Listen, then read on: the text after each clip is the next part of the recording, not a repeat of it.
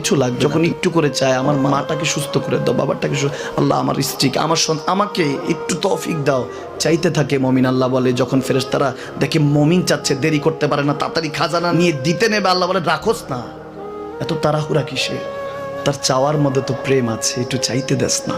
থাকুক না মমিন আর একটু পেরেশান, থাকুক না, থাকতে দেস না, একটু থাক, একটু থাক। পেরেশানিতে রেখে আল্লাহ মজা নেয়, মহব্বত নেয়, মমিনের অন্তর থেকে খুশবু নেয়। আল্লাহর বড় মায়া, মমিন যখন চায় আল্লাহ তখন মায়ার নজর নিয়ে তাকায়, হায় হায় আমার বান্দা, সুবহানাল্লাহ।